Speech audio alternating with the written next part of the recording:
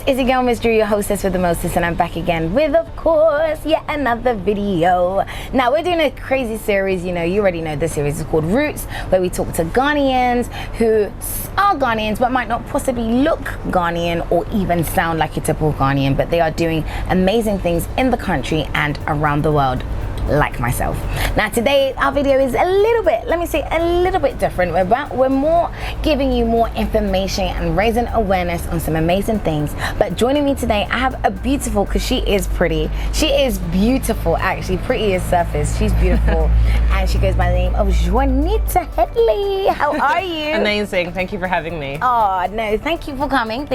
How are you enjoying the motherland so far? The beautiful weather, the beaches, the papaya, the fruit, the vegan food. I am good. I do not want to leave. Honest to God, I can say I do not want to leave. Oh my goodness. Well, some of us, we actually live here, and soon, maybe, because when you find out about what she does, you know why she can't actually stay here forever, but we'll see. So tell us a little bit about you. Let me just even stop hiding it for all the people that have been living under a rock or just actually just don't know.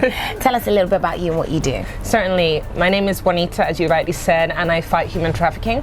How do I do that? I travel the world and share messages of education, of empowerment with people in schools, churches, community centers. My desire is to ensure that no child, no man, no woman, no boy ever has to be sold into sex or labor slavery. It's a huge thing for me, and so I'm here in Ghana just sharing my message to change lives. And tell me firstly, how did you even get into that? Because of all the different topics or whatever, something must have happened for this to end up taking a piece of your heart and being like, you know what, this is my purpose and this is what I want to do, and be an advocate for life. What's the story behind it?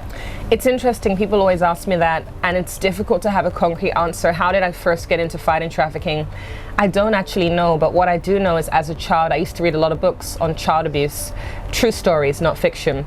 I used to watch a lot of documentaries and docudramas. In fact, as a child, I loved FBI Files. I wanted to work for CEOP. I believe it stands for Child Exploitation Online Protection. I wanted to work for ECOPAT, End Child Prostitution and Trafficking. So I had these dreams as a child to want to, as just putting it bluntly, watch these videos of children being exploited, so that's where we could find the child and rescue them and find the perpetrator. So that means watching child pornography to protect and safeguard that child and remove them from a dangerous situation. That is something that's very hard to do, and a lot of people end up having burnout from that, and it actually affects them psychologically. I can imagine. So imagine a little child wanting to do that as a career. There's a reason behind that, and the reason is simply that I was abused as a child sexually. Fortunately, I was never filmed, so it wasn't like because I was filmed, I want to protect others who have been. That didn't happen to me, but on the flip side, I was exposed to a pornographic video of my mother and her husband having sex, and he showed me that to groom me. But prior to that, from the ages of 4 to 10, my stepfather had been sexually abusing me in my sleep, and as a result of that, severe insomnia. But as it says in Genesis 50:20, what the enemy intends for evil, God intends for good. And so despite what was stolen, despite what was taken from that young age, where I was a victim of attempted rape for 6 years, I've taken that, and by the grace of God, I'm using my own personal story to bless others. Yeah. It's not about the darkness. It's not about what the enemy took. It's not about how it affected me physically, mentally, and even spiritually. It's about how we can all learn from each other. Yeah. Even with Joseph, he had a story. He's one of the first labor trafficking victims. His brothers trafficked him. Yeah. But the end of the story is more glorious than the beginning. 1000%. And this is amazing because it's literally like you sharing a testimony. Like you said, you weren't defeated by it. Amen. But now you're able to literally go and, like the woman at the well, scream to the world, That's right. Listen, look what God did for me, and I need to now share my story and help other people. So how is this happening? So you've watched the videos now, you go around to different countries, tell us a little bit about the actual, so would you say you're an official missionary now? I call myself a missionary. Okay. And in fact, I refer back to Luke chapter 10. In Luke chapter 10, Jesus said to the disciples, when you go out, do not take gold and silver and dust off your feet. So for 10 years, I've been traveling the world like a missionary. When people ask who sent you, I say the Holy Spirit. Because literally called by God, not by a church. And although often churches send out 2 by 2, I'm still two. I'm me with the Holy Spirit. So that is two. That. You're never I'm not alone. Never, I'm not alone. Never alone. And God is so great. He has blessed me to be a qualified attorney. So I've been a New York attorney for 7 years, but an unpaid one. Quite simply, I'm English, my parents are Jamaican, and I'm a New York lawyer. It's almost like the United Nations, but the fact is, without having a green card or a visa, I can't work. It's illegal. And as a Christian who believes that the Lord will provide and supply, and who believes in Matthew 6:25 onwards, do not worry about tomorrow, I'm not going to compromise. I'm not going to work illegally. So for 7 years, I've been a U.S. attorney working unpaid.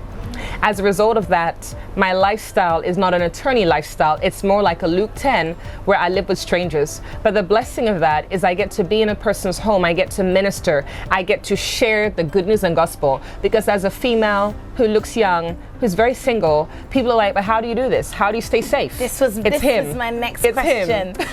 I was literally going to say, like, how do you feel so safe, like, going to all of these places? If you're in a different stranger's house all the time and you are boldly talking about Christ, which, I mean, unfortunately, we're still in a world where it might not be nice, or it's not everybody wants to take to that easily. You have obviously the boldness of Christ, but something else must come within you. I feel like there's a little lion or some untamed fire within you that is like, I don't care. Like, you're 1000% sold out, and yes. I love that. But what was the root? What was the light bulb? What was the thing that happened that was like, no, I don't care what comes my way. This is what I'm doing. I'm doing kingdom business, and I'm going to do it forever. I think it's quite simple. It's one word: stubbornness. That's it. Just that is it. Stubbornness. But there's a caveat. Stubbornness in the Lord. Because when people tell me that I'm brave and all this nonsense, I don't consider myself brave. I believe the bravest guy in the Bible was Jonah, because he was disobedient. Yo. Just like that. Oh my That's gosh. bravery. Yes. Because when you are not in the will of God, when you step out of the plan He has for you, that is bravery. So when people say, how do you stay safe and all this, and tell me to take care, I don't like people telling me to be careful or to take care, because my God takes care of me. I love that. Quite simple. I love that. And even just on a basic level, if you are in God's will, when you're in the lion's den, in the fiery furnace, walking on water, you will not burn, you will not drown, you will not be eaten. Mm-hmm. The lions are fasting. Mm-hmm. The water is not in drowning conditions. Like the God that I serve, if He is the same yesterday, today, forever, I know that I am covered and protected.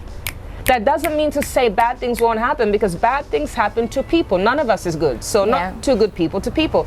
Bad things happen. But when you're in the will of God, the trials will still come, the challenges will still come, but He has a purpose and a plan for you that will be fulfilled. Yeah. It will be completed, and I'm alive because I haven't accomplished all He has set before me.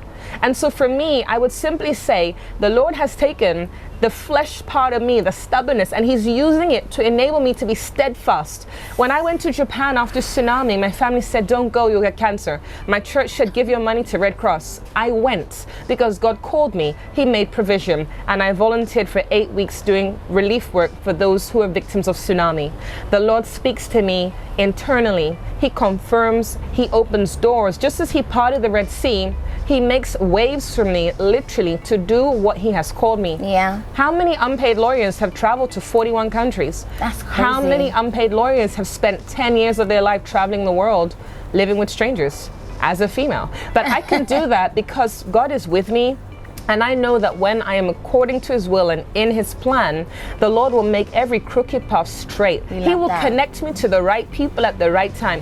I've had people bless me with food, clothing, accommodation, flight ticket, you name it. In fact, as Malachi chapter 3 says, when you give your 10%, your first fruits, abundance, He will open the windows and pour out so much you can't contain it. Yes. In 10 years of traveling the world and not working illegally, not under the table, around the table, off books, under books, not working, but volunteering for free, volunteering unpaid, I tithe almost every Sunday, and I don't work. But I'm working for God. He's my boss, my accountant. He's everything. All the time. Yes, everything. I love that. Jesus, God is my boss. That's right. And He does pay my bills. He is our provider. Amen. And He is always on time. That's right. Never late. Never late. And it's amazing to see that you are literally a living, actual testimony. Seriously. Because there are probably many people that are like, oh my God, I want to do kingdom business, or I want to do so and so, I want to do this. But they always have that extra, what if, maybe I need to help God help me. That's right. He doesn't need your help. That's right. He doesn't need your help at all. So, and also, I totally believe that when you are doing things for the kingdom anyway, you are like, you know, VVIP in God's eyes, because you're actually helping bring in more people to Christ. Yes. As well as helping the kingdom and spreading the word and the love of God. So now, bringing it back home to your anti-human trafficking that you've been doing, you've said you traveled to 41 different countries. What would you say, or which country would you say was the most like, what was your most, even though we know you have God, your most scariest or life-threatening experience? It's funny you ask that, because I've not had the most life-threatening, but I would say that the most traumatic experience was when I went to St. Vincent, which is where the Pirates of the Caribbean was filmed. Flew out there for 3 weeks, 2021, I believe it was. The plan was to do a talk, come back home, but God had other plans. My flight was cancelled, which was an answered prayer. I fell in love with the country. Why? Quite simply, they have bakeries in their prisons, and I have a passion for baking. Wow. I have a passion for prison, especially men in prison, especially men who are pedophiles, rapists, and murderers. I don't agree with what they've done, but I believe in a John 3:16 God. I believe in second chances and rehabilitation. So despite being a survivor of childhood sexual abuse by a man, I have a passion for men who commit those crimes, but the passion is for them to be transformed, for them to be renewed, for them to come to Christ, and when they're released, to cease committing those crimes. Wow. So I love those people. So when you find a country where you have a prison with a bakery, and your dream is to open bakeries around the world and hire ex-convicts, you're in love with the prison. Not with a man, not with a woman, because I'm Christian. I only want to date a man and marry that one man. Very single. Just had to drop that in. But seriously, for me, falling in love with the country, I wanted to stay forever. But then things didn't work out. And in fact, around 9 months or so later, they threw me in prison. What? Yes. They threw you were helping out in prison, and they threw you in prison. That's right. For what? That's right, exactly. The person who doesn't work illegally, the person who's honest and integral, not perfect at all, but honest and integral. I slept on a table like this for 8 days, an upside down table. The psychological trauma of being in a prison for no crime, because I hadn't committed any. I lost my short-term memory from the trauma. I don't remember things. I forget it in an instant because of the trauma of being in pretty much solitary confinement for 8 days. For doing what? What was their Nothing. reasoning?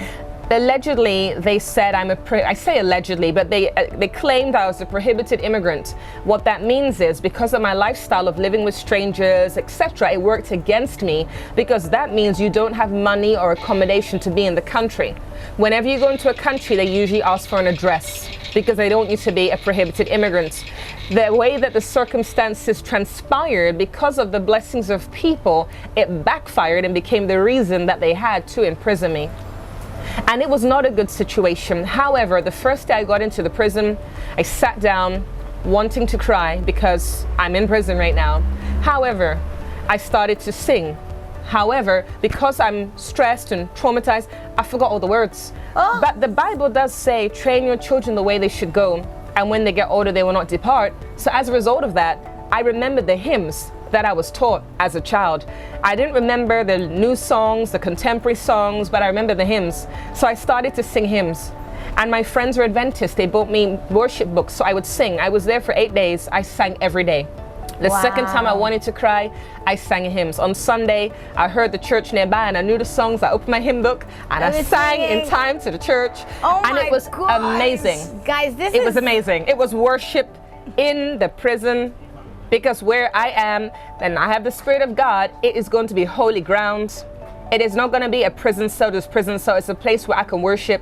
It's a place where I can receive breakthrough, because God is in me and God is for me, not against me. So I sang and I worshiped. And when I was there, on one occasion, they confiscated my book and my pens, because I was writing one of my books there, or another book I was writing about being in prison. And when they confiscated my pens, I decided to sing for 5 hours at full volume, Alpha and Omega, until they got so annoyed they gave me back my pen. But I worshipped. I didn't disrespect them. I didn't curse. I worshipped. So their complaint, Juanita sang. Wow. Glory be to God. I sang. And you sang to ABBA, which is even Yes. better. So that is good. And he definitely heard you. Yeah. He definitely heard you. Oh my goodness. I feel like we can sit here and talk for ages. Okay, let's bring it back to Ghana. So, traveled around the world. I mean, you said you're Caribbean. You've come to Ghana. You've been, this is not your first time in Ghana. No. So tell us some of the things that you've done in Ghana. When I came the first time, I was graced to have made some connections. I gave lectures at some churches, at some schools, which was fantastic. And although the culture here is different, that the children maybe will not speak up as much, some of them had a spirit of boldness and would ask awkward questions, but it was great. We were able to conversate. We were able to understand grooming better because the children didn't know what it was until I came into the room. They thought when I talk about grooming, it's doing your hair and makeup, doing your eyebrows. I explained to them, and by doing so, these children were empowered, and they had the confidence and courage to sometimes open up and share about an abusive situation that they had been in. In fact, what is a blessing to me, when I came to Ghana, I had men as well as women open up to me about being abused. And I'm talking about men in prestigious careers who told me, this happened to me as a child. I have issues in my marriage when we are intimate. Because of that, my wife doesn't know. So I know that my message is powerful. Number one, it's a message of light and not darkness. Yes, I'm educating, but I want to bring it back to Jesus. Then I also taught baking. I'm a United Nations trained chef. I learned to cook in Switzerland, so I got to teach baking at a school, which was fantastic. I have a sponsored child here. I've had her for about 10 years. Nice. I had the privilege of meeting her. She's an identical twin. I met her, which was amazing. I've been sponsoring this child for a decade. My Jamaican mother has moved to Ghana, which gives me an opportunity to meet my sponsor child. And then more recently, aside from lectures, 2 days after Christmas, I was able to do a program at a Nassauan prison where I was able to donate 36 books, toothbrush, toothpaste, soaps to the men. That was a huge thing for me. When I landed here on December 16, I was so excited to be in the country, not because it's Ghana, because I've had challenges before.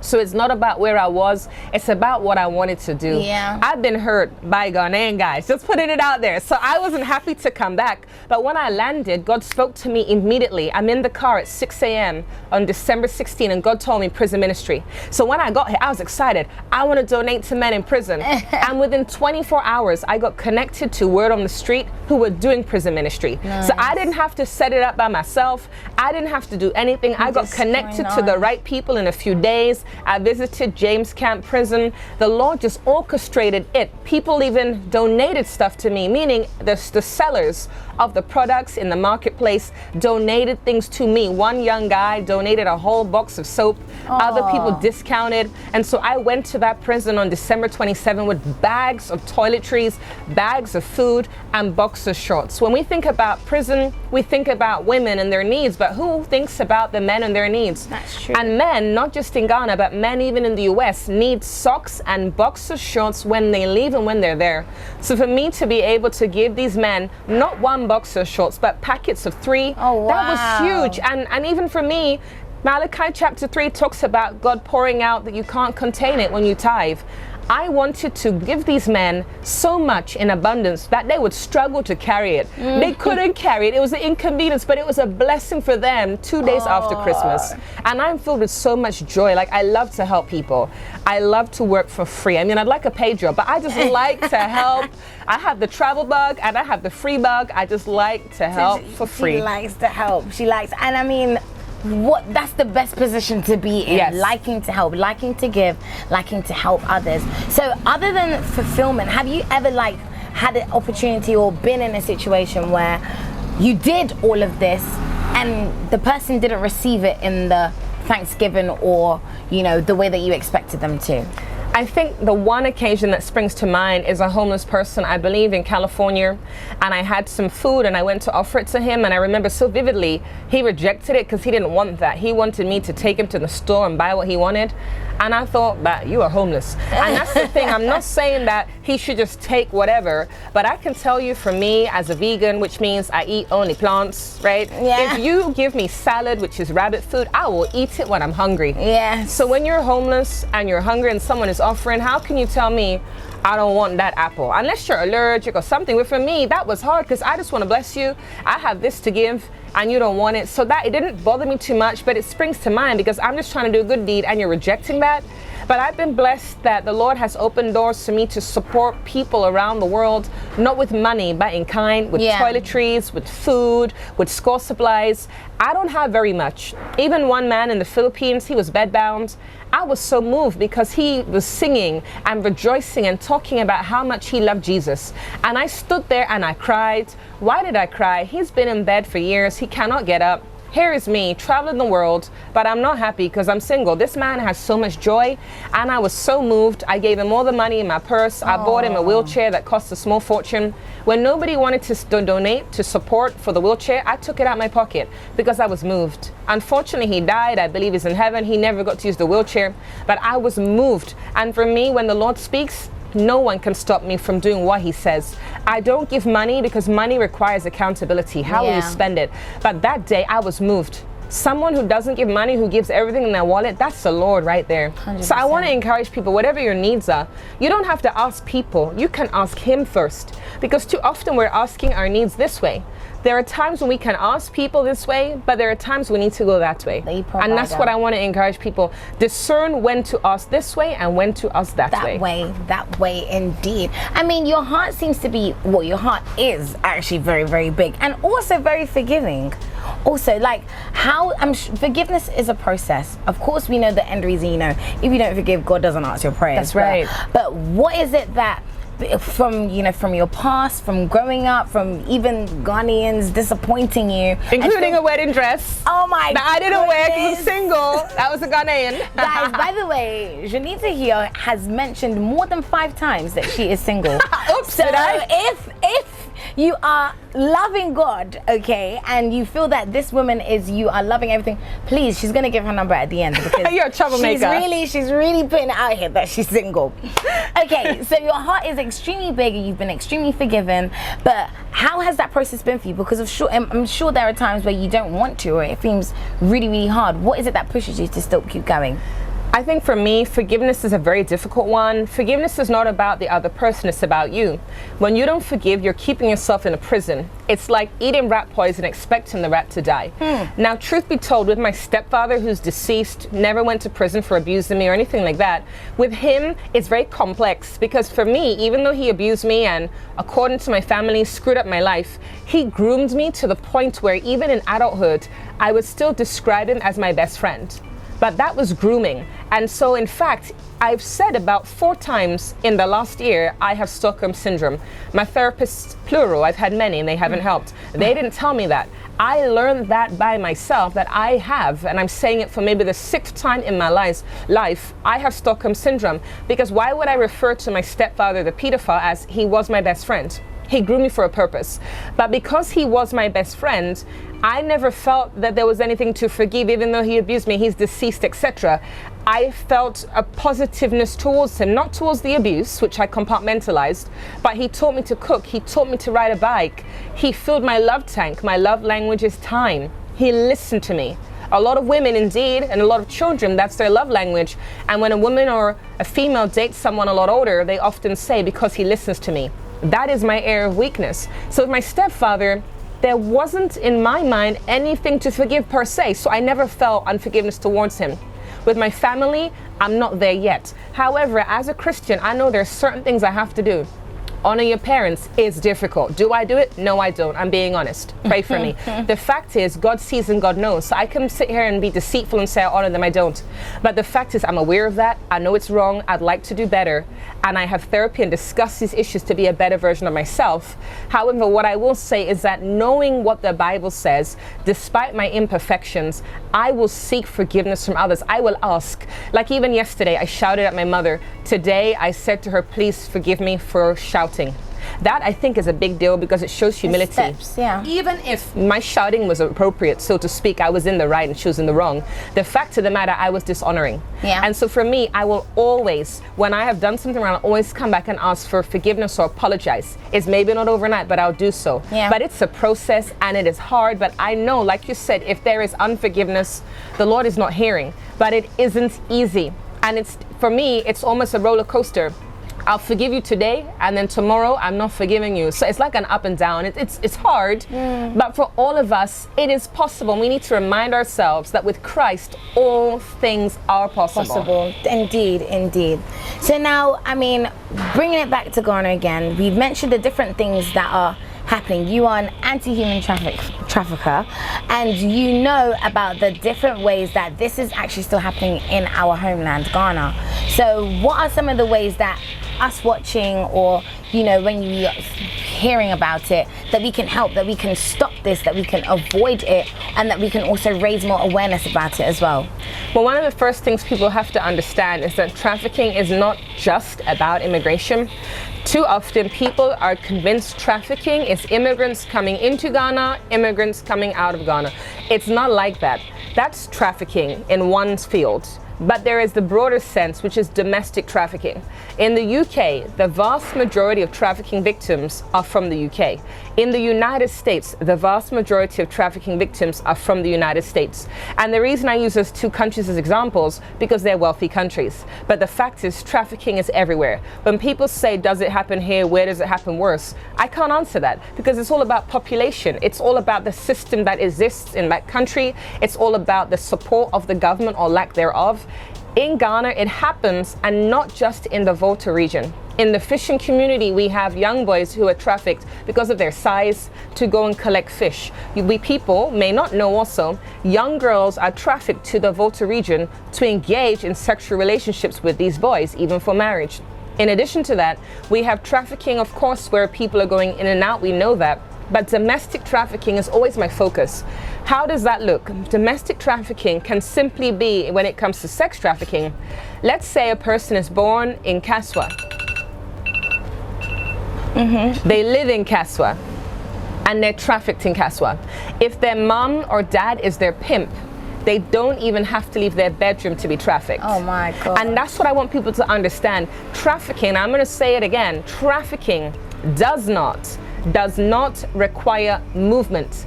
Because one of my friends, in fact my best friend, said trafficking requires movement. No, it doesn't.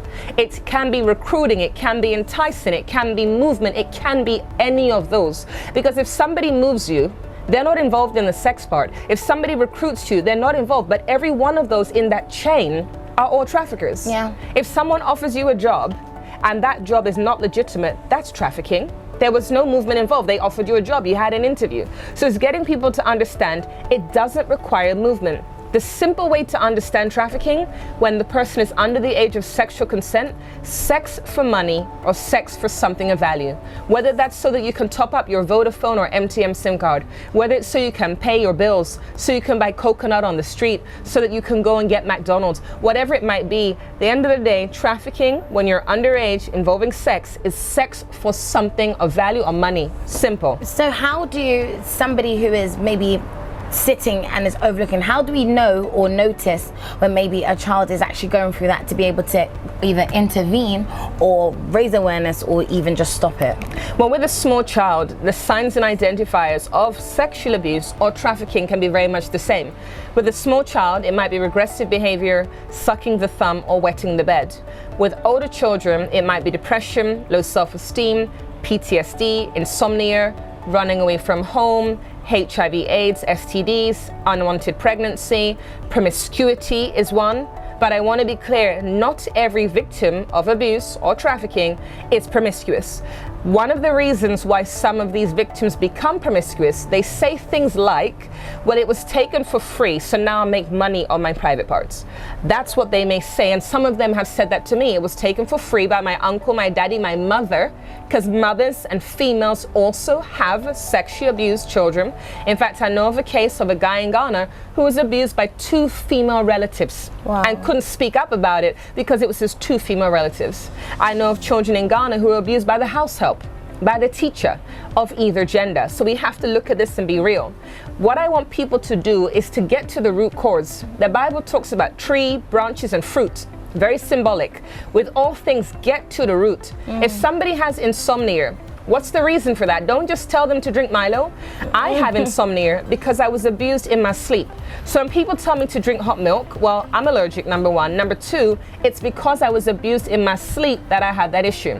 when someone is promiscuous. Instead of judging him or her, ask yourself, why is that person promiscuous? Yeah. When somebody is pregnant at a young age or outside of marriage, instead of judging her, ask yourself, who's the father? Because let's be real, no matter what country, there are women or girls who are pregnant as a result of rape or incest. So we need to stop judging and get to the root. Let's say you're out and about. You're at the mall, you're on the street, and you see a white man in Ghana with a young black boy, a young black girl. You cannot assume that that's trafficking. It might be, but you can't assume. You need to look for the signs, and there are so many signs and identifiers. And even with me as an adult, if you look at the signs and identifiers, I used to wet the bed.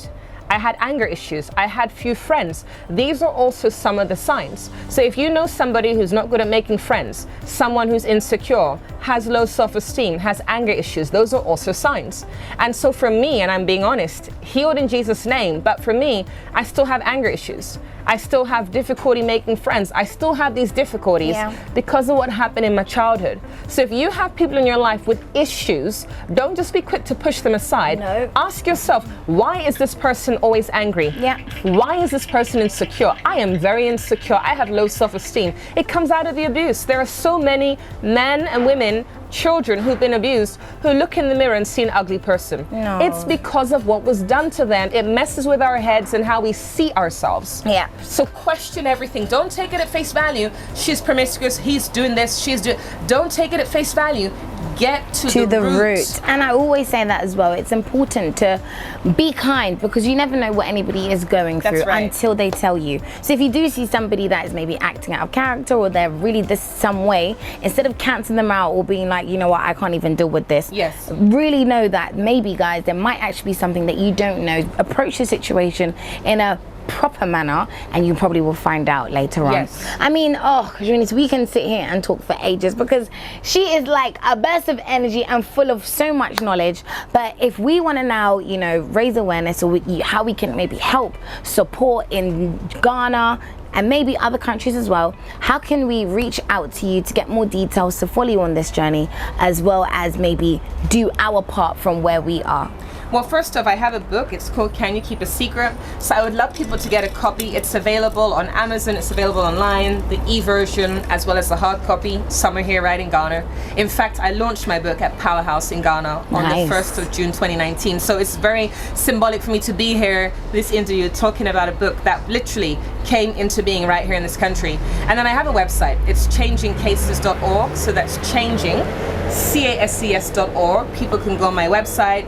People can reach out to me via Facebook, Changing Cases. And then I always give out my number. Why? Because I want to be reachable. I'm here in Ghana for how long? Only God knows. I don't know what the future holds, but I'm here now, always looking for opportunities to speak, whether in real life or via Zoom, in person or remotely. I'm happy to share my message on trafficking and child abuse prevention. So people can message me. My WhatsApp number, it's +1 868 740 1008. That's +1 868 740 1008. I'm on Instagram, Changing Cases Cycas. That's CYKAS, which stands for Can You Keep a Secret? I want people to be educated, empowered, and inspired.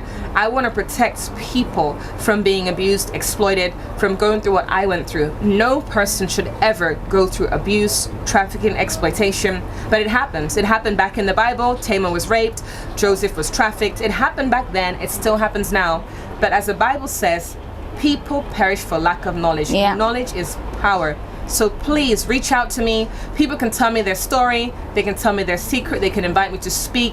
I'm a lawyer. I can keep secrets. I can keep it confidential. But I'm appealing to people to reach out. Not because I want to get married. So not for those reasons, right? God will bring the right man. But literally, I'm available to talk, to listen, to hang out. And we appreciate that. Honestly, guys, the video is going long. Maybe we'll have to do like a part 2 or something again. But Juanita has left her number. Guys, this has been such an insightful conversation. Remember, if you see something, say something. Don't keep it to yourself. If you see something that is a little bit off, do your part to help society. Always give. Do not judge a book by its cover. Don't just judge people like that. Guys, that's my 2 pence for today. It's been a great conversation. We're gonna finish catching up. We're enjoying our drinks here at Thai House. Cheers. Iced teas, and we'll see you same time, same place in another video. Stay blessed.